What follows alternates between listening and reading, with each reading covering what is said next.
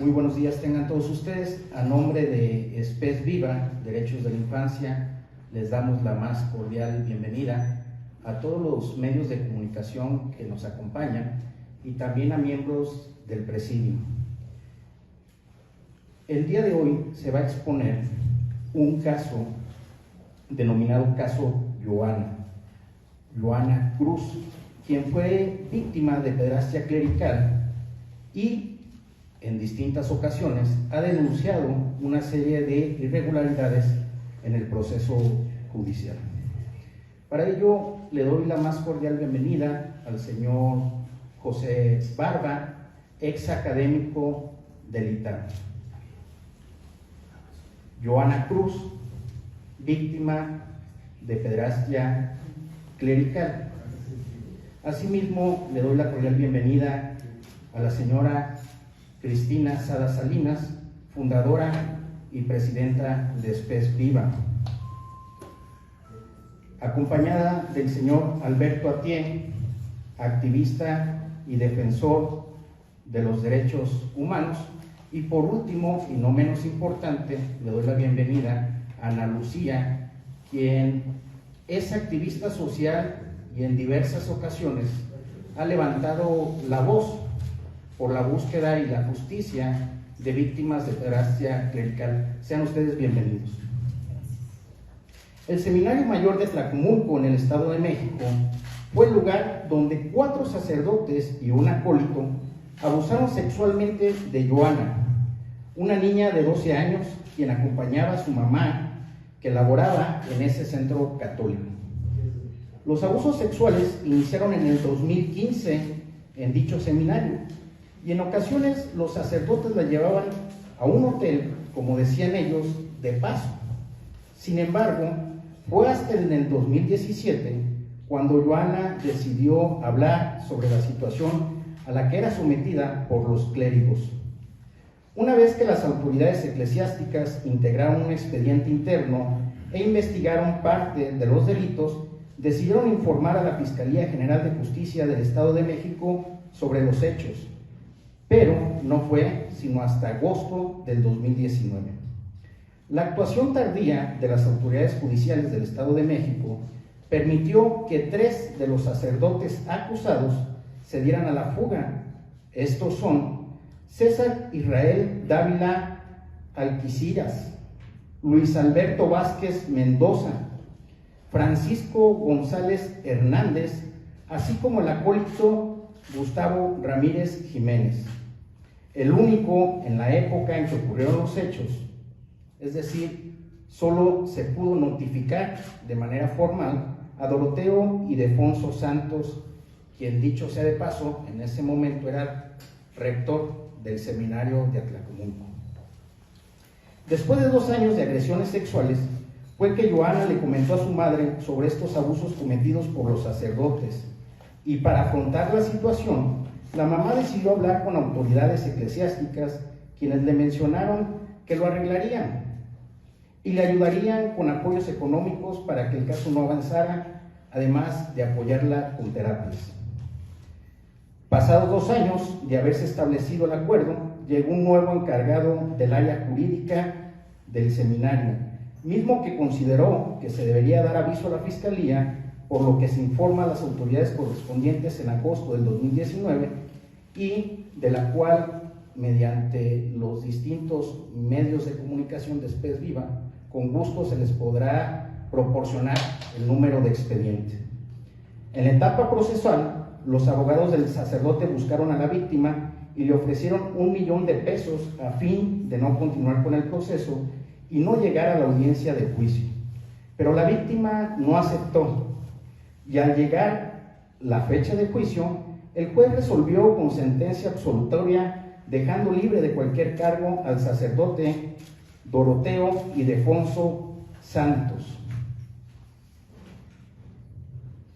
Ante esta resolución se presentó una apelación al tercer tribunal de alzada en materia penal en Texcoco, y el 15 de agosto del 2023 se dictó sentencia condenatoria.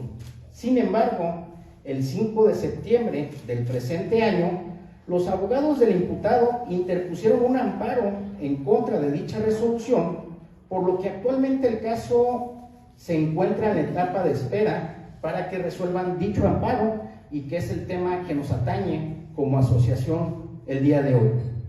Fueron 6 los sacerdotes investigados por la diócesis de Atlacomulco, que decidió suspenderlos temporalmente de su ministerio, dentro de los cuales se encuentran los 4 agresores que mencioné anteriormente, así como Lucio Alcántara García y Juan Carlos Pichardo Reyes, quienes, al ser encontrados responsables de ciertas agresiones en contra de la víctima, se les retiró el sacerdocio.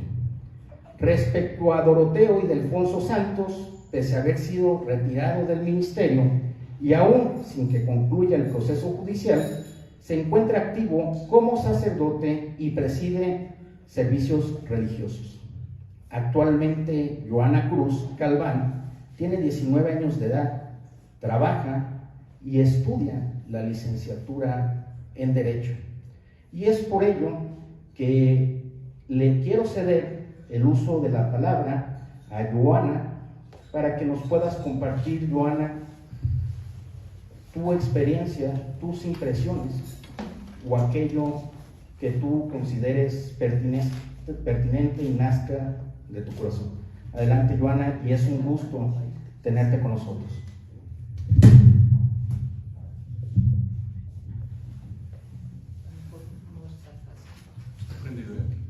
¿Saben si esto sale? A ver, habla, a ver si se te escucha. Lo más acercado al micrófono, no hay ningún problema, puedes hacerlo. Para esa parte. ¿Quieres sacarlo? Ya, ahí está. Pues buenas tardes, gracias por estar aquí, a los medios, a todos los que nos acompañan. Permíteme, pero se escucha tu micrófono. No está prendido. No, un poquito más cerca de Sí. Buenas tardes, gracias a todos los que están aquí presentes. De verdad que este es un asunto muy difícil y más que nada para mí como sobreviviente de estos abusos, pues es muy difícil estar aquí, pero estoy con la frente en alto y con valor porque quiero que sepan que ahorita ya no tengo miedo. Todos estos abusos que sufrí me hicieron más fuerte. Y como lo dije en una audiencia al juez, no habla esa niña ahorita de 20 años, sino la niña de 12 a la que violaron, a la que abusaron sexualmente. Desde chica mi mamá me inculcó mucho la religión católica. Es por esto que surge esta cercanía con los sacerdotes. Había muchas actividades en la iglesia en la cual pues participaba yo con mis hermanos. Sin embargo, en especial con Doroteo, que es lo que hoy nos ocupa, él siempre me decía que era su bebé, que me mandaba mensajes por Facebook, WhatsApp, que estaba fuera de mi casa, que saliera, que si no salía él no se iba a ir de ahí. Como siempre mi mamá nos inculcó esta religión, para mí y para mi familia los sacerdotes siempre habían sido algo sagrado, a alguien a los que les debíamos según respeto. Por esta misma razón yo no podía decir que no. Cuando él me mandaba mensaje, pues tenía que salir, porque para mí era algo sagrado y sentía yo como una responsabilidad. Salía, eran los abusos y ya para mí se me fue haciendo algo normal. Pues una niña de 12 años no entiende ni siquiera qué están haciendo contigo. O sea, tú lo normalizas, piensas que está bien o que es tu responsabilidad por ser él una imagen de Dios o alguien sagrado. Lo acompañaba a sus misas, terminando de sus misas, pues me llevaba a abusarme. Hasta hoy en día, el proceso que yo he llevado ha sido muy difícil. Terapias, la iglesia no me ha dado respuesta. Esto está desde 2017 hasta la fecha, hoy 2023. Son casi 5 años, 6 de los que pues nadie me ha considerado como la víctima. Por parte de la iglesia tuve apoyo psicológico, terapia ocupacional, pero incluso venimos aquí a Ciudad de México con una psicoanalista que se llama Viviana de la Fuente Lobos, pero cero profesional, siempre en todo momento me revictimizaba, decía que había sido mi culpa, que si yo hubiera hablado antes, lo demás no hubiera pasado, que seguramente yo los provoqué, como siempre dicen, que porque ellos eran más grandes, y cabe resaltar que estas personas tenían arriba de 35 años y yo 12. Fueron casi 2 años de cada 8 días estar viniendo desde donde yo soy hasta acá con esta psicóloga, que la verdad, donde quiera que esté, espero que me vea y vea que ya no soy ella, esa niña a la que siempre humillaba cada 8 días en esa terapia. Pasando esta psicóloga, pido yo un cambio a la diócesis para otra, y pues ella fue un poquito mejor. Al ver que no había respuesta sobre la denuncia canónica que se hizo, decidimos dejar estas terapias. Desde ahí pues no nos han dicho nada si la denuncia canónica, bueno, por parte de la Iglesia tuvo avance o no, o qué resolución dio el Papa, porque según la carpeta iba a llegar hasta Roma y él iba a decidir en conjunto con la Congregación para la Doctrina de la Fe, iban a ser los encargados de decidir qué pasaba conmigo. Los sacerdotes sí fueron suspendidos de su cargo, pero algunos pues hasta ahorita tienen fecha de aprehensión, sin embargo están quién sabe en dónde. Solo fue a uno al que lograron agarrar, pero ¿para qué sirvió? Si otra vez lo soltaron, está libre y está ejerciendo.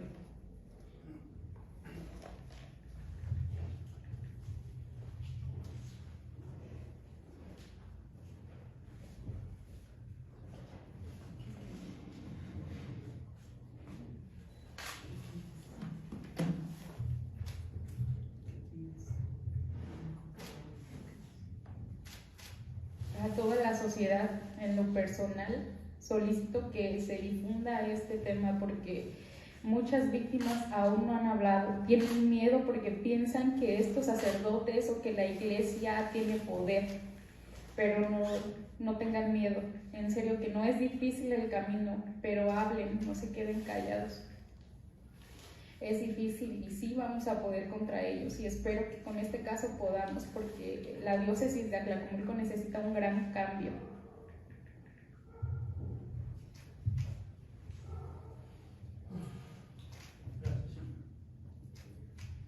Muchas gracias, Joana.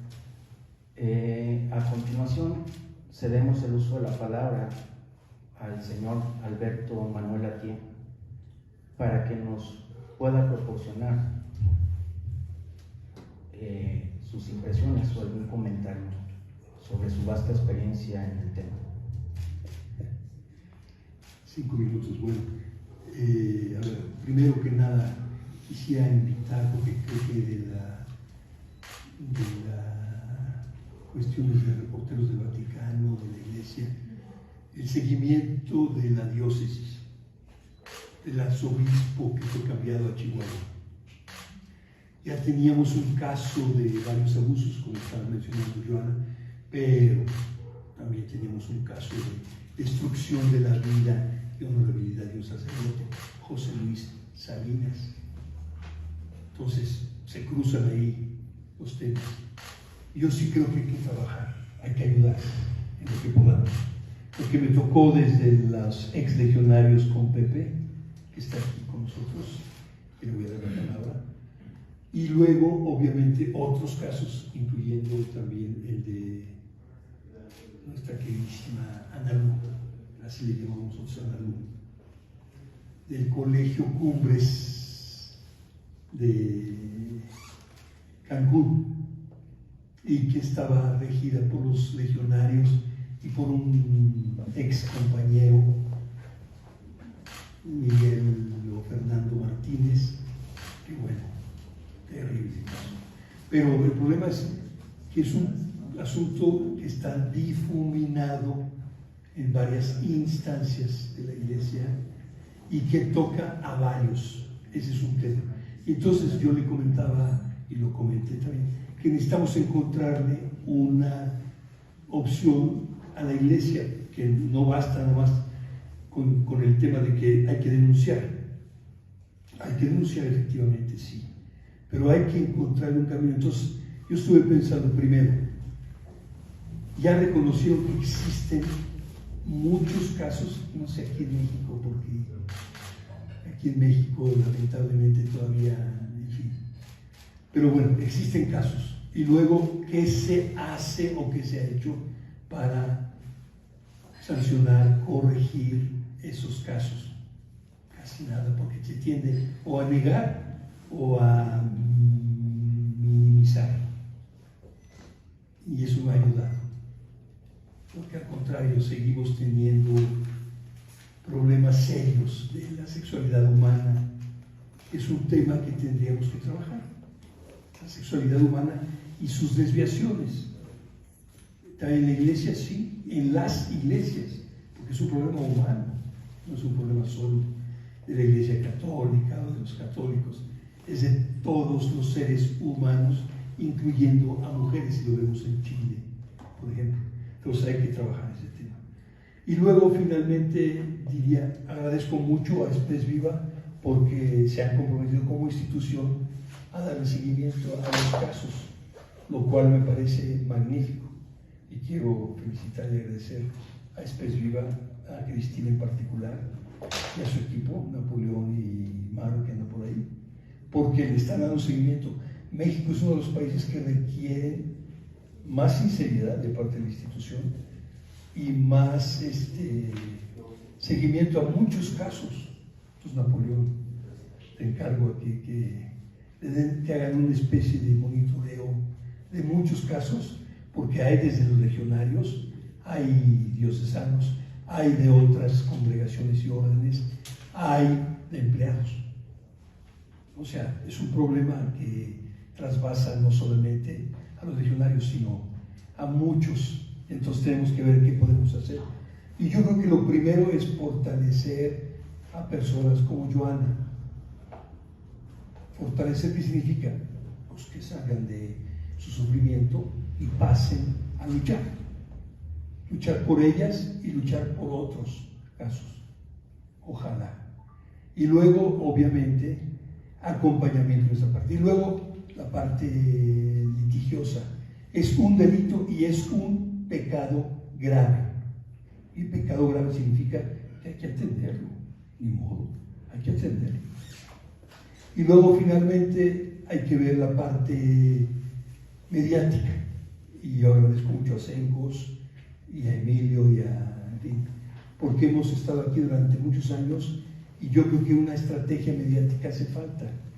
Hay que, pues, diseñarla y aplicarla o irla aplicando dependiendo del tiempo, pero necesitamos. Y luego, una estrategia política, porque no basta decir que los niños sean moneda de cambio de un equilibrio.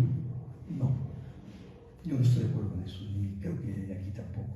Entonces necesitamos cambiar el poder para que cumpla con su deber. ¿Cuál es el deber del poder? Uno, asumir que los derechos humanos también son de niñas y niños. Y hay que atenderlos como cualquier derecho humano, garantizar que tenga su pleno ejercicio, su pleno desarrollo, etc. ¿No? Y no usar a los niños o a las niñas como monedas de cambio, me parece espantoso, atroz. Acuérdense, nada más les pongo un caso. Al principio dijo, yo no me voy a meter en este asunto porque no quiero romper el equilibrio, dijo el presidente. No se trata de romper el equilibrio, se trata de atender. A veces la atención lleva a un cuestionamiento serio de la relación entre el poder civil y el poder religioso. Sí, claro, qué bueno, pero los niños no son monedas de cambio. Y luego vienen las niñas de Guerrero, yo no vine a eso, dijo él. No, es que no se trata de ver a qué te gusta o qué no te gusta, o a qué viniste preparado o qué no viniste. No, saltó, y si no estás preparado lo tienes que atender, ni modo, te guste o no. Entonces, aquí tenemos el tema no solo de abusos de niñas y niños, sino de destrucción de sacerdotes, de sus derechos y de sus licencias como sacerdotes. No puede ser. Le pedimos al Papa directamente que interviniera con las hermanas de José Luis y no lo hizo. Doloroso. Pero bueno, así pasa. No dijo una palabra. Norberto Rivera, el cardenal, no quería que nos metiéramos en ese asunto. Yo he renunciado al ministerio, y con eso termino, precisamente porque la Iglesia no atiende esta problemática adecuadamente. Dice, primero dijo que no existía, y luego la minimizó. Entonces hay que atenderla, ni modo, pues existe. Ya lo acabamos de ver ahorita con Joana, existe. Entonces hay que ver qué hacemos. Entonces la Iglesia necesita ayuda y presión, sí, claro que sí, como cualquier institución, necesitan ayuda y presión, efectivamente. Entonces ya con eso termino, le agradezco mucho y le paso la palabra aquí a Pepe o a quién.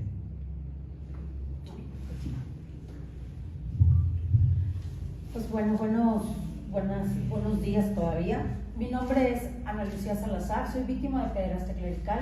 En estos años, pues bueno, he convertido mi testimonio en una lucha social, apartidista, por supuesto, porque no hay partido político al que le interesen los niños violados por la Iglesia.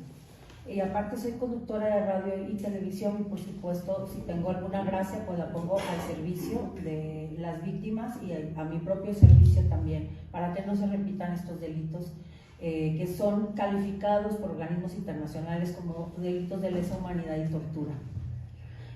La pederastia clerical está dentro del espectro de la violencia sexual infantil. Existimos y resistimos. Necesitan llamarlo por su nombre. No se trata de supremacía de la víctima, no existe una víctima mejor que otra. Sin embargo, sí existen contextos en donde las víctimas tenemos menos acceso a la justicia que otras. La pederastia clerical es también delito cometido por el Estado.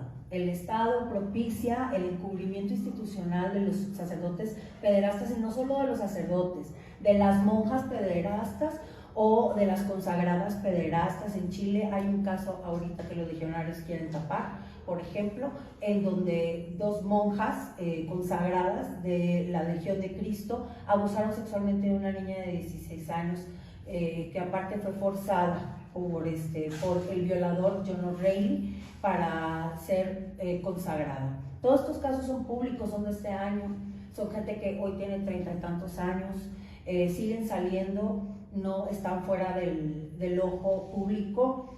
Tenemos casos en Bolivia, en Argentina, en Chile, en Brasil. Tenemos casos en España, por supuesto, Francia, Inglaterra, en donde me digan donde existen encubrimiento institucional desde la más alta élite de la Santa Sede, en donde inclusive está inmiscuido en la historia el mismo Papa Francisco, el Papa Benedicto, el santo de los pederastas, Juan Pablo II, venerado por los católicos, que encubrió no solo a su amigo Maciel, sino que permitió que se perpetuaran este tipo de delitos contra niños, niñas y adolescentes dentro de la institución Iglesia Católica. Y yo me pregunto, ¿por qué el Estado permite que sigan existiendo los seminarios menores? ¿Por qué el Estado permite que se siga adoctrinando a los niños con ideologías religiosas y esas no las considera ideologías ni las considera opresión? No, lo consideran libre culto. Y yo digo, ¿en dónde está la soberanía de un Estado que ante todo preserva el interés superior de los menores, el respeto? ¿En dónde está el libre desarrollo de la personalidad de los niños si están sujetos a creencias de los padres, que aparte replican violencias contra otras comunidades dentro de la sociedad, que si son mayoritarias o minoritarias, es lo de menos? En el mundo cabemos todos y estamos todos. Entonces, me parece grave que México no esté haciendo absolutamente nada por la infancia, y no solo seamos, según la OCDE, el país número 1 en violencia sexual infantil. Y luego la gente se pregunta, es que la sociedad, es que los jóvenes están perdidos, están violados en sus casas por sus familiares, violados en las escuelas por sus maestros, o en las escuelas católicas por los sacerdotes, o en los seminarios, están violados en las clases especiales. Y primeramente, ¿quiénes son las mujeres que más somos las violadas? Las niñas. Las niñas, esto es una cadena de opresiones. Primero las niñas, luego los niños, lo ejercen los hombres, luego las mujeres, y así nos podemos ir. Las estadísticas no mienten, más del 70% de los casos son intrafamiliares, aumentaron con la pandemia. Entonces yo creo que tenemos que poner un ojo que por supuesto la violencia sexual infantil es una problemática social, pero cuando tú eres violada o violado por un sacerdote católico, una consagrada, una monja, un monje, ya sea legionario de Cristo, franciscano, diocesano, porque para ellos dentro de la iglesia habrá castas y habrá reglas de sus ideas colonizantes, pero fuera de la iglesia nosotros vemos que todas las congregaciones tienen historias y actúan igual a nivel internacional. Y cuando tú eres una víctima de pederastia clerical, eres inmediatamente invisibilizado. ¿Qué es lo que se le exige a una víctima de pederastia clerical? Perdona, porque Dios te manda a perdonar. O sea, yo tengo la responsabilidad de perdonar a un agresor sexual. Por ejemplo, mi agresor sexual ejerció 50 años la pederastia bajo el cobijo de la congregación de los legionarios de Cristo. Si yo me lo topé, fue porque lo movían del lugar. O sea, no llegó de sorpresa, no violó de pronto. No, el Señor venía de violar y violar y violar desde 1969, que tenía señalamientos. Los legionarios lo encubrió el obispo. ¿Qué dice el obispo actual de la prelatura Cancún Chetumal? Hay que perdonar a los sacerdotes pederastas porque no saben lo que hacen. ¿Cómo? Y entonces, ¿quién los va a perdonar? ¿Las víctimas? Que éramos niños y niñas. Bueno, ¿que ya está el mundo loco o qué? O sea, me explota la cabeza de pensar que a las víctimas se nos exige es que no te enojes. No, pues entonces no me puedo enojar. Es que perdona. ¿Cómo? Aparte tengo que yo perdonar cuando no tengo justicia, cuando vivo en la impunidad, cuando me duermo y me despierto todos los días con mis derechos violentados. Es un delito perpetuo, porque es un delito penal. Y es un delito perpetuo, yo no tengo acceso a la justicia, porque yo no pude ejercer una denuncia porque prescribió. Y aparte, si ejerzo una denuncia contra la institución, entonces me dicen que no es un problema institucional. O sea, que para salvar niños en el África son institución Iglesia Católica, pero los niños violados es que actuó solo, se desarticula. ¿Qué es eso? ¿Cómo es posible que seamos tan ciegos? Ahora resulta que son violadores solitarios, cuando todas las facilidades la tuvieron. No, señores, esto es un tema de religión porque te violan con Dios, te violan diciendo que Dios te está viendo y que no estás haciendo nada malo y que Dios los está cuidando y que si hablas es pecado de Dios y que tú traes la mancha, pero a la hora de que te curan, te tienes que curar con el Dios con el que te violaron. Y no podemos protestar y tenemos que callar y tenemos que someternos a la idiosincrasia de un país. No. No y no. Por eso no somos iguales que otras víctimas. No somos mejores ni peores, pero no somos iguales.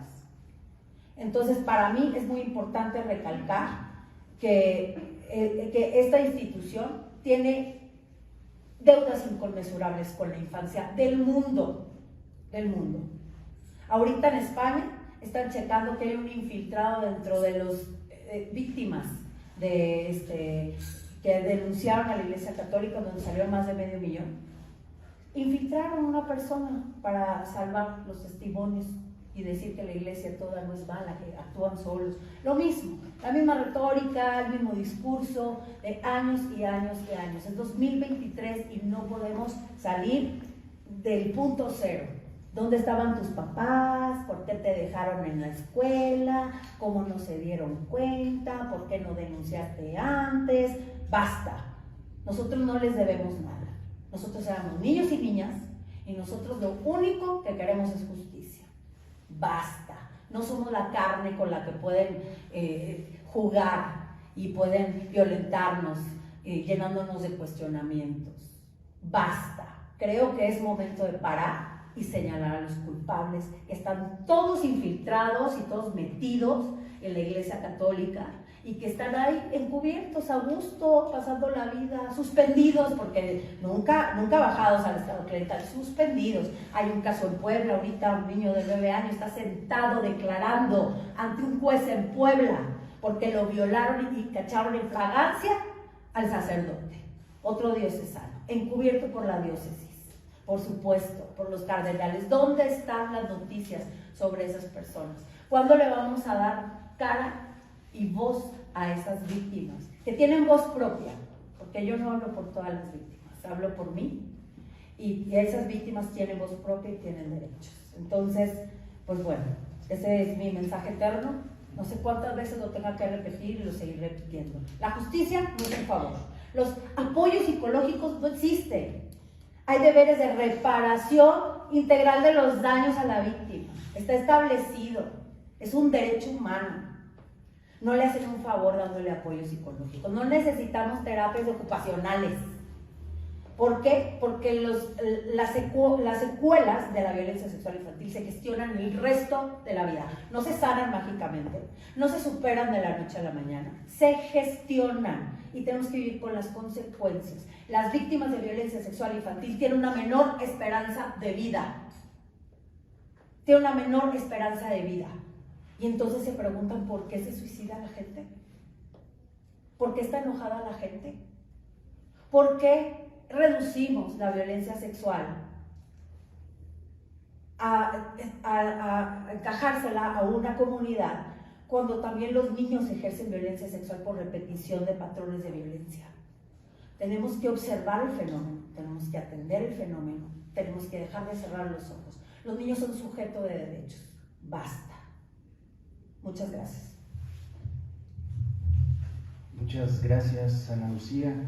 Le cedemos el uso de la palabra al señor José Barba y cerramos a manera de conclusión con la señora Cristina Sada Salinas para posteriormente abrir un espacio de preguntas y respuestas.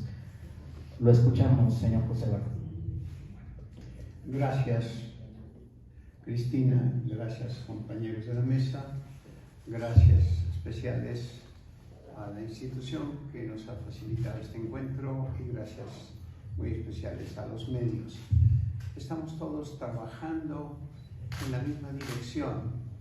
La narrativa de los hechos es muy importante para situar los casos, pero tenemos también que tratar de dirigirnos hacia la conciencia de qué es lo que pretendemos con estos encuentros, con esta terminología, hacia dónde vamos, qué es lo principal para establecer un descubrimiento de la verdad y un camino seguro a llevar a cabo la justicia.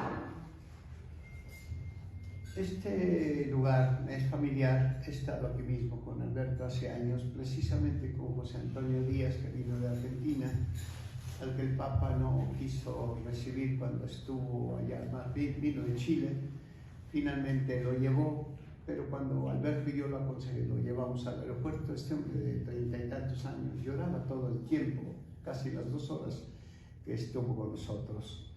Pero hay mucho drama. Aquí mismo yo tengo este contacto con la señora que acaba de hablar, que fue víctima precisamente de un antiguo compañero mío que entró el año 1950 a la Legión de Cristo desde Guanajuato y que acaba de morir hace 3 meses solo prácticamente en Palermo. No lo mandaron más lejos, sino lo habían podido mandar. Pero él entró de niño, de 10 años, en 1950 y terminó lejos de su familia en Palermo, después de haber vivido muchos años para tenerlo oculto, lo habían degradado. Pero es triste ver una historia que comienza con buena intención, se corrompe porque él empezó a ser víctima a los 15 años y después llegó a victimar a otros. Cuando la señorita Ana Luz, la señora Ana Luz Salazar me llamó hace años, yo le dije: usted tiene todo el derecho de defenderse, nada más quiero decirle que quien lo ofendió fue gravemente echado a perder por parte de nada menos que del fundador de los Legionarios de Cristo. Y las fuerzas contra las que estamos luchando son cuantitativamente imponentes. Yo diría que tienen una calidad cuasi bíblica en la actualidad. Cuando vemos el informe de Ángel Gabilondo, protector del pueblo español, que acaba de sacar casi 800 páginas de informe en defensa de los niños. Analu acaba de decir que es alrededor de 500.000 de víctimas desde 1950 hasta la fecha. en España, donde durante todo el tiempo se ha estado engañando, a pesar de que Pepe Rodríguez hace ya tiempo sacó un libro tratando de demostrar todo lo que había. Nadie hace caso. Y aquí mismo nosotros encontramos que el arzobispo de México tiene una demanda que presentamos. Alberto aquí, Saúl Barrales, Fernando González, su servidor y otros, y no han hecho absolutamente nada, a pesar de que el congresista Rafael Hernández, con el que colaboramos, Alberto aquí y yo, durante sesiones que llevaron cerca de 2 años, infrecuentemente, se presentó el caso de que tenían que ser condenados los encubridores y especialmente según su rango. Sin embargo, cuando nosotros nos reunimos por razones del caso, Norberto Rivera no se presentó, que por razones de edad, cuando algunos de los que estábamos ahí éramos mayores que él. Es que no hay voluntad, simplemente no se quiere. Aquí tengo una carta de los años 60 del mismo Ratzinger, enviada al obispo de Oakland, en California, John Cummings, en donde Ratzinger se pone del lado de la persona que John Cummings quería que fuera sacado de la diócesis y enviado a Roma. La respuesta fue dada en inglés, desde luego, yo aquí tengo una traducción en español, pero Ratzinger se niega porque dice que eso haría daño a la iglesia, que porque la persona era relativamente joven. Entonces, ¿qué es lo que pasa? ¿No es este mismo Ratzinger el que después promueve la canonización súbita o súbito pronta, esto es en italiano, de Juan Pablo II? Vean ustedes la gente que ha venido de Varsovia este mismo año para investigar qué es lo que hay de verdad o no de que Juan Pablo II haya encubierto a Marcial Maciel. Y hay un artículo reciente de Alberto Atié precisamente apuntando en esa dirección y sugiriendo, ¿no es así, Alberto?, al final, de que en efecto estás convencido de que sí hubo voluntad de encubrimiento. No solamente eso, sino que se cambió el derecho canónico con las cláusulas que, asesorados por buenos canonistas, presentamos desde el 17 de octubre del 98, el doctor Jurado y yo, que éramos los representantes legales del grupo. Simplemente no tenían prescripción y se cambió la prescripción para no tener que llevar a juicio al amigo de Juan Pablo II. Entonces, díganme ustedes, comparen ustedes esta situación con un verso de un pagano, Terencio, que dice: máxima debetur puero reverencia. De manera que es un pagano el que puede darnos un lema: se debe al niño el máximo respeto. Un pagano, y nosotros no hemos sido capaces, a pesar de que Cristo mismo dice: a él de aquel es necesario que es inevitable que el escándalo llegue, pero es de aquel por el cual el escándalo llegare a atacar a alguno de estos pequeñitos. Más le valdría atarse una rueda de molino y arrojarse al abismo. Pero no hacemos caso ni a Cristo, ni hacemos caso a Terencio. Y aquí estamos nosotros luchando. 800 casi páginas de Ángel Gabilondo, a quien yo tuve el gusto de tratar en La Rioja durante 3 días cuando él era rector de la Universidad Autónoma, vino a México después, ya siendo ministro de Educación Pública, y está luchando, y la Iglesia española encubriendo, igual que en el caso de Francia, igual que otros lugares. Esto es un delito, como se ha dicho, de lesa humanidad. Entonces, cuando hablamos en público ante ustedes, no importa que seamos pocos, somos intensos. Ustedes en su trabajo, nosotros en nuestro testimonio. Pero es muy importante, porque cuando ustedes encuentran este hecho, por ejemplo, acaba de salir la película de Verástegui, The Sound of Freedom, el sonido de la libertad, donde se habla de la compraventa de niños y niñas para el abuso sexual. Y son miles y miles de millones de pesos los que se invierten para luego atacar, abusar de niños y niñas. Y no se puede decir demasiado. ¿Por qué? ¿Por qué no le dicen a la iglesia? ¿Y por qué no levanta la voz en este momento? ¿Saben por qué? Porque mucha gente le diría: ¿y quién es usted, iglesia, cuando sus cosas las ha encubierto durante tanto tiempo? Entonces, hay un momento en que el mismo Papa se siente inhibido, pero hay una paradoja que está sucediendo. En los tiempos medievales siempre se dijo que por encima de los príncipes era la autoridad de la iglesia la que tenía la última palabra, porque era verdaderamente la representante de Cristo en la tierra. La paradoja está en que ahora son los estados laicos, bien intencionados, con gente capaz, la que quiere pedir cuentas a la iglesia, en el sentido de que hay muchos dentro de la jerarquía, no todos afortunadamente, los que han estado delinquiendo. Nos encontramos ante un mal, yo diría, bíblico. Se habla de Sodoma y Gomorra, vamos al Antiguo Testamento y lo leemos, pero lo que sucede aquí, ahora, es lo que desde 1525, ante el emperador, varios grupos alemanes declararon que si, por ejemplo, se insistía en el celibato obligatorio, no libre, sino obligatorio, sucederían tales cosas. Y yo los invito a ustedes a leer tanto el texto de 1525 como los periódicos de ahora, para que vean que hubo una predicción certera por obligar a cosas a las que ni el Evangelio mismo obliga. Porque San Pablo no obliga, y en algún lugar dice concretamente que los obispos, es decir, los episcopoi, los supervisores, que luego no supervisan, tienen que ser casados con de un solo matrimonio. Estas cosas se olvidan, y se olvida que San Pablo siempre toma en cuenta, aunque él nunca se casó, probablemente por enfermedad o porque no quería obligar a la mujer a acompañarlo al género de vida que él tenía, pero siempre agradecía a las mujeres al final de sus cartas en las diversas zonas a las que sentía. Bueno, a lo que voy es a esto. Somos pocos, pero somos intensos.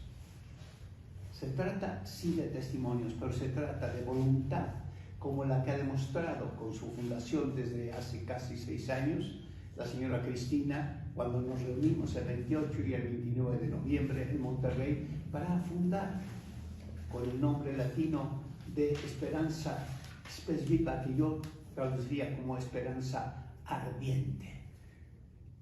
Y si hay esa esperanza es porque hay mujeres dignas como Cristina que saben dedicar su vida y sus recursos para sacar adelante algo que clama literalmente al cielo. Hemos de luchar para que no vuelva a suceder. Yo les vuelvo a repetir, me duele en el alma que un compañero mío haya abusado de Analu, porque fuimos compañeros desde los 10 años, pero lo echaron a perder. No todo el abusador abusa, pero hay personas que son doblemente víctimas porque luego llegan a ser victimarios. Dios nos ayude a que se encuentre la verdad siempre y que siempre se haga justicia. Y que los hombres mejores en el derecho, en la educación, en la filosofía, en la antropología, luchen para crear instrumentos que se lleven a cabo para defensa de los niños y niñas. Que no vuelva a suceder que sale una película como la que dije y la iglesia brilla por su ausencia. Agradezco a ustedes y ojalá que todos sigamos adelante con la mejor voluntad. Gracias.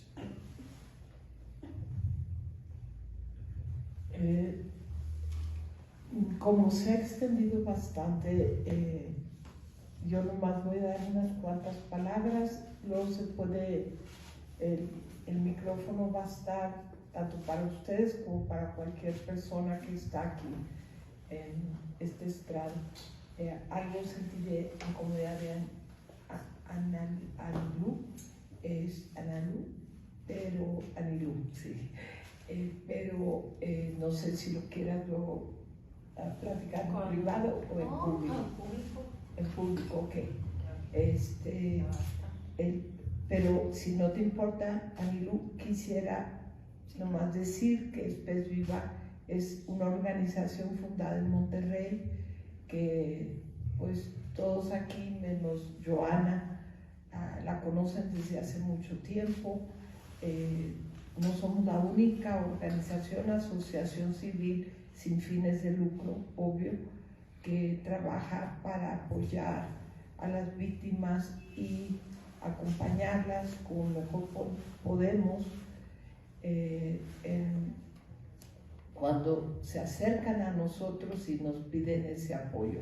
Hay otras organizaciones que recientemente me enteré que existen y yo quisiera llegar a formar una organización de todas, porque yo sí creo mucho en buscar cómo cooperar, si queremos un mismo objetivo, cómo entre otras organizaciones y Espes Viva podemos aportar, detener la pederastia clerical o detener la pederastia, aunque es un sueño, es una utopía, tal vez sumamente lejos, porque vemos que hoy en día suceden cosas tan pavorosas como la que le sucedió hace poco.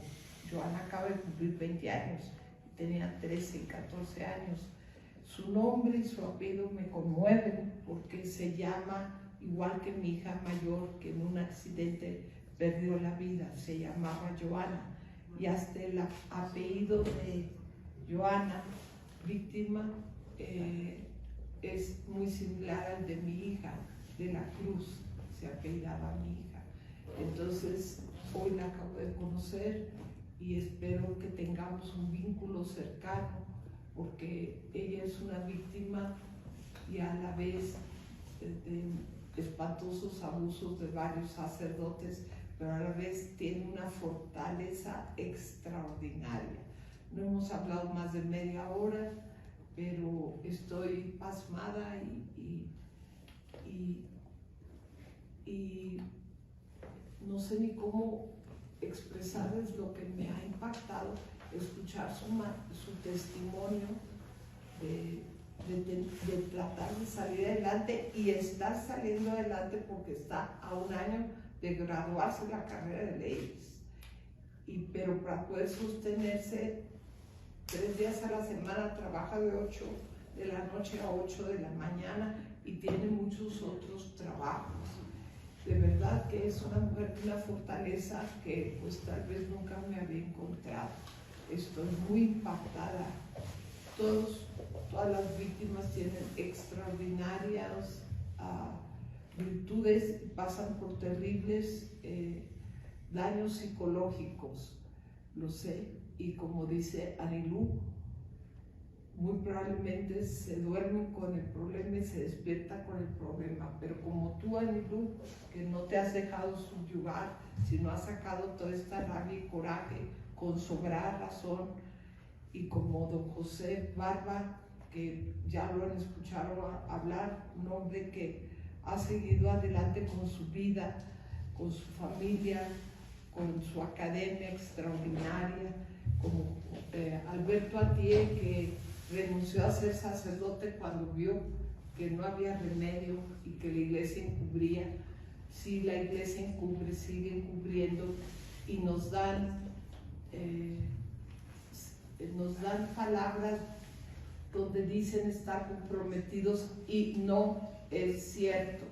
A mí también me indigna don José, que siendo enseñanzas de Jesucristo, que para los católicos es Hijo de Dios y fundamento de la iglesia, resulta que se vuelven encubridores y victimarios encubren a otros victimarios que encubren a otros victimarios. Es una cadena infame. Las razones de por qué se repite eso son muchas, tal vez, pero lo terrible es que un papa, representante de Dios para los católicos, permita que esto siga sucediendo. ¿A qué me refiero con que permita? No hay consecuencia alguna para los encubridores. Es como decirte, si tú te pasas el alto o si te pasas una luz roja, no te van a dar una consecuencia. El Papa habla de que no, que la Iglesia no quiere que eso pase, pero ni a los sacerdotes y mucho menos a los obispos y arzobispos y cardenales les dan consecuencias por encubrir o por perpetuar estos crímenes de lesa humanidad. Entonces, sin más, quiero pues invitarlos a que hagan preguntas a cualquiera de los que estamos aquí en el panel y se lo voy a poner cerca a Luz por si ella quiere pronto hacer alguna aclaración. Si alguno de los presentes quisiera hacer alguna pregunta, comentario adicional, están abiertos los micrófonos.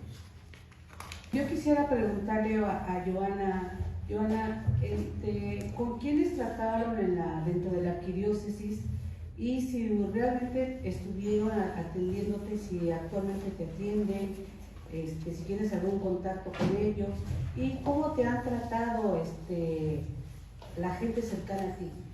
Si realmente te has estado cambiando de casa, no sé cómo te tratan, si tienes miedo de que al hacer esta denuncia pública puedas recibir represalias por algún sector de la iglesia. Claro que sí. Bueno, primeramente nosotros hacemos denuncia canónica en el año de 2017. De ahí se integra toda una carpeta que quedó de llevarse a Roma con la Congregación para la Doctrina de la Fe. Supuestamente allí iban a dar una resolución que después la regresarían a la diócesis para pues decir en qué habían quedado, iban a ser las estrategias a seguir con mi asunto. Se viene la pandemia, 2018, 2019, 2020, se viene la pandemia, muere el sacerdote que llevaba mi caso, se llamaba Martín Martínez Sánchez. Él muere, entonces de ahí le pasan mi asunto a otro sacerdote que es elegido por la misma diócesis. Ese sacerdote pues le da, me imagino que el seguimiento. Con él hasta ahorita sí tenemos contacto, pero bueno, la última vez fue hace como un año para suspender las terapias. De ahí pues no nos han dicho en qué quedó, cuál iba a ser la reparación, cuál iba a ser las consecuencias que los sacerdotes iban a recibir. Desde ahí pues ya no hemos sabido nada, de prácticamente 2017 para acá, pues una resolución, ninguna. Se quedó hasta donde la carpeta iba a llegar a Roma, pero de ahí pues ya no sabemos nada. Y pues claro que sí, tengo miedo de las represalias, pero no importa, mientras yo ya haya alzado la voz y mientras esa diócesis tenga un gran cambio y que paguen los responsables y los que han encubierto, y lástima que se murió este sacerdote que llevó mi caso porque me trató como quiso, pero no importa, que se sepa en todo Tlacomulco porque hay muchísima gente que los defiende y más a en particular, a Doroteo lo defienden muchísimo porque ocupaba un cargo muy importante dentro de la misma diócesis, entonces ya se imaginará la gente cómo lo adora ahorita. ¿El obispo, tuvieron ustedes contacto con el obispo? Sí, claro, tuvimos una entrevista con él. El obispo se llama Juan Odilon Martínez García, pero nos reiteró su apoyo, pero hasta ahorita se olvidó de mí, prácticamente. ¿Y tu familia qué tanto apoyo recibes? Mire, mi familia se centra más que nada en mi mamá. Ella siempre me ha apoyado, siempre me ha dicho que no tenga miedo. Y claro que uno sabe y siente cuando su mamá tiene miedo, pero ella trata de ser fuerte y decirme lo contrario. Al principio ella me decía no, siempre me ha dicho no, nena, no vamos a poder. Pero hay días en los que sí la noto un poco más fuerte y resiliente y con ganas de que esto tenga consecuencias. Joana, ¿qué le pedirías a la iglesia? Primero que nada, que los sacerdotes y todos los que los encubren tengan consecuencias y que se investigue a toda la diócesis porque hay muchísimas cosas, muchos comentarios de parte de algunos exseminaristas que incluso tenían relaciones entre padres, entre los seminaristas, que eran gays. O sea, hay muchísimas cosas que la gente allá de donde yo soy no sabe. Le pediría más que nada que se acuerden otra vez de mí, que sepan que estoy aquí y que quiero saber qué pasó con eso, si se llevó la carpeta, qué dijo el Papa, qué dijo la congregación, ¿qué va a pasar? ¿Cómo te sentiste cuando te dijeron que te iban a dar $1,000,000 por tu silencio? Me dio risa. ¿Usted cree que el dolor de una víctima tiene precio? Lo que me pasó no tiene precio, y para nadie, para ninguna víctima. Y como lo menciona Analu, no somos iguales, porque no somos más, no somos menos, pero no somos iguales. El dolor es incalculable, todo lo que pase no tiene precio. Pero imagínense aún más cómo me sentí cuando el juez resolvió a su favor y no al mío, diciendo que según yo no tenía una fecha exacta del abuso. Y yo tenía 12 años, y de todos los demás abusos le dije, no tengo un día exacto, pero pudo haber sido un lunes, un miércoles o un viernes de la primera semana de marzo de 2016. Ignoró mi testimonio y mi palabra que yo se la dije, y le dio más valor a los testimonios que Doroteo, a base de sus testigos, puso. ¿Y la religión? ¿Cómo estás tú con la religión? Desde 2017, yo nada que ver con la iglesia, nada. Joana, ¿puedo repetir el nombre de su agresor, por favor? Doroteo Ildefonso Santos. ¿El qué era? Era rector del Seminario Mayor de Atlacomulco. Gracias. Perdón, Doroteo, ahorita está todavía activo. Según lo suspendieron, estaba, ¿cómo digo? Estaba en la cárcel, pues. En marzo le dan sentencia absolutoria, sale, y hasta apenas hace como un mes nos enteramos que otra vez está ejerciendo. ¿Dónde? ¿Quién sabe? Pero subieron una foto donde estaba él. ¿Usted está dando sacerdocio? Sí. ¿Tienes conocimiento de más casos de abusos por esta persona o en la diócesis? Que tenga la certeza y que pueda decir sí pasó, no. Ajá. Pero se escucha como todos rumores, o a raíz del mío, no, pues es que me enteré de esto, o es que entre ellos también, o es que son gays, o es que los defienden, o es que ellos pagaron sus abogados, pero que yo tenga la certeza, no. O sea, no hay, digamos, otra denuncia en ese sentido. No. Joana, ¿qué esperarías de las instancias correspondientes del Estado de México? Su apoyo total para que el amparo les sea denegado y otra vez lo aprendan, porque es la única esperanza que hasta ahorita tengo, porque los demás tienen órdenes de aprehensión. Sin embargo, ¿dónde los encontramos? No están. Perdón, eran 4 sacerdotes y un diocesano. Un acólito. De las otras 4 personas no tienes conocimiento absolutamente de dónde están, que si tuvieron ascensión, a qué se dedican. No hay, o sea, no tienes nada, o sea, de nada. Mira, cuando nosotros hacemos la denuncia canónica dentro de la diócesis, el que me atendía se llamaba Martín Martínez Sánchez. Entonces, cuando dan aviso a la fiscalía, él les da el pitazo, por así decirlo, de que iban a librar órdenes de aprehensión en su contra. Entonces, él les dio la oportunidad, pues, de que se fueran. Ya Estamos hablando de 2017. 2018. 18, ok. Ajá, bueno, 2017 se hace la denuncia canónica. Ajá. 2020 se hace la denuncia en la fiscalía. Entonces, Martín Martínez Sánchez se entera de que van a librar órdenes de aprehensión en su contra. Da el pitazo, se van, y al único que logran agarrar es a Doroteo. Disculpa, Joana, ¿nos podrías dar los nombres de las personas que te agredieron? Es Luis Alberto Vázquez Mendoza, Doroteo Ildefonso Santos, César Israel Dávila Alquiciras, Francisco González Hernández y Gustavo Ramírez Jiménez. ¿Ellos eran? Perdón. 4 sacerdotes y un acólito. Pero uno de los sacerdotes era rector del seminario. Sí. O sea, un sacerdote rector, 3 sacerdotes más y un acólito. ¿Quién es el rector? Doroteo era rector. Y es el único que está en cárcel. Es el único que fue a la Pero cárcel. los Y ya seminarios. sabe. Y ahorita está libre. Está libre. Ok. ¿Y los demás? Prófugos. Exacto. Yo quería preguntarle a Napoleón, si se puede, o a Joana. En nuestro caso de José Leonardo Araujo de Venezuela, donde lo acompañamos y se logró que se busque al menos a su agresor mexicano y norteamericano a través de la Interpol.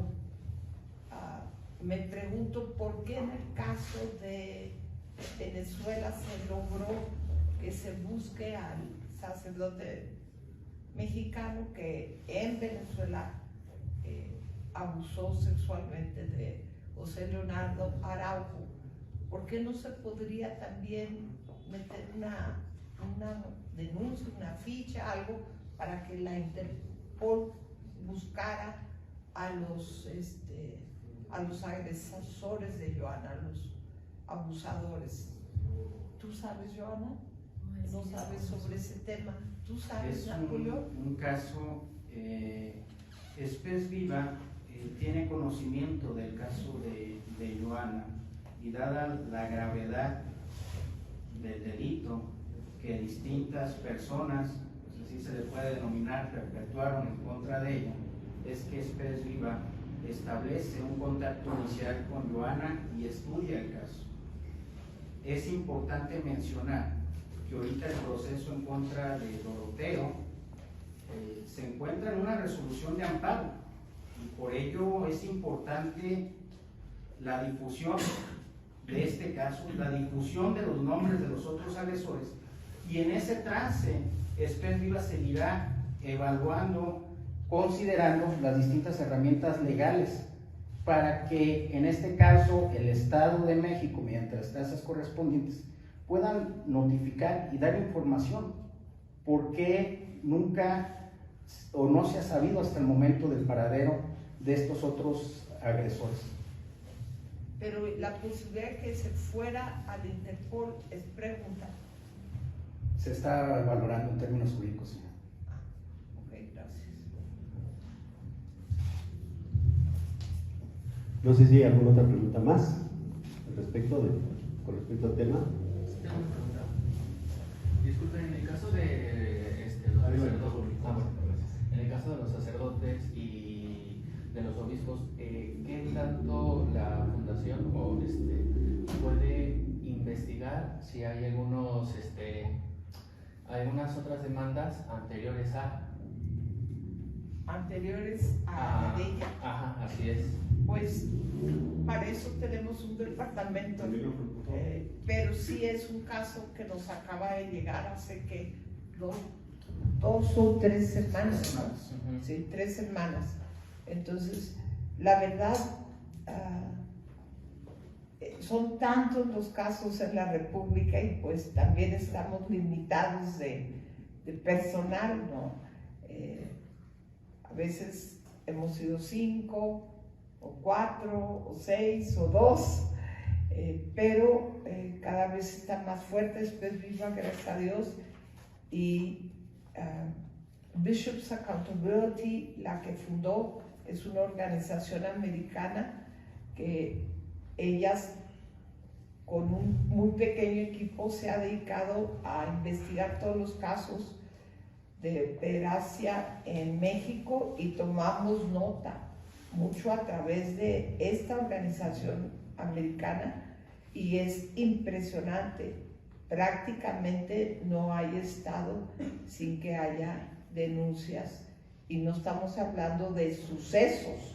Los sucesos son obviamente 100 veces más que las denuncias, porque tener el valor que tiene Joana, que tiene Ana Luz Salazar, que tuvo don José Barba, no es fácil, porque muchas veces te vuelven a victimizar, ¿no? Los medios de comunicación, comentarios, amistades, en fin. Entonces, sí sabemos, como dice Anilú, que esto está, creo que lo dijo Alberto a ti, está en todos lugares está el abuso. Lo terrible del abuso de parte de la Iglesia Católica es que va con todo este adoctrinamiento, como el pueblo en realidad y los ciudadanos del más alto nivel social tienen la mente lavada, porque desde niños los están educando en esta religión sin pedirles permiso, ¿verdad? Y santificando a los sacerdotes y no se diga al Papa. Entonces hay mucha resistencia. Para mí como ciudadana de Monterrey, me es muy difícil estar tratando de sacar adelante esta organización, porque no tengo aplausos. O sea, cada rato ayuden a los niños de Acapulco, ayuden a la Cruz Roja, ayuden a miles de causas muy lindas, muy importantes, muy nobles. Pero yo sí he dejado que sepan que mi asociación civil abarca casos de pederastia en general y de pederastia clerical en particular. Y incomoda a la gran mayoría de los católicos. O si coinciden contigo, pues o sea, te felicitan pero se desaparecen, no te van a dar donativos. ¿Me explico? Para sostener a esta organización. Pero tenemos la esperanza, pero sí creo que no podemos dejar de luchar, pero no sabemos cuándo saldrá el sol. O sea, no sabemos cuándo habrá esta conciencia de manejar, de que desaparezca el encubrimiento y desaparezcan los abusos sexuales. ¿Alguien más? Gracias. Bueno, parece que ya no hay más preguntas, y si no, por favor, ya podemos ir cerrando la conferencia. ¿Alguien de ustedes que la pueden cerrar? Pues sí, dándole las gracias en primer lugar a Joana. ¿Mande? Quisiera mostrar esta tesis. ¿Si me permites? Sí. Brevemente. Como parte del esfuerzo, además de mencionar casos particulares, podemos promover trabajos académicos, en este caso el de este joven Eduardo Cuellar Nevares, abogado del ITAM, al que asesoramos en el tema de la Convención sobre Derechos del Niño en los casos de la Santa Sede, ¿no? Entonces es importante contribuir lo más posible, aparte de hablar, decir algo que quede permanente como un estudio valioso que ayude desde el punto de vista del derecho a muchos más, incluida tu comunidad. Gracias. Pues muchísimas gracias a los asistentes, tanto de esta mesa como ustedes cumplen una función social importantísima, y ustedes son la voz de las víctimas, y las víctimas los necesitan mucho, porque la Iglesia ha confesado que efectivamente como reaccionan es cuando algo se vuelve escándalo. Ojalá y les den muy buenos lugar en los lugares donde van, en los periódicos o donde vayan a reportar este caso de Joana, para que sí se vuelva algo escandaloso y algo muy incómodo para la Iglesia de Atlacomulco en particular. Muchísimas gracias por su atención.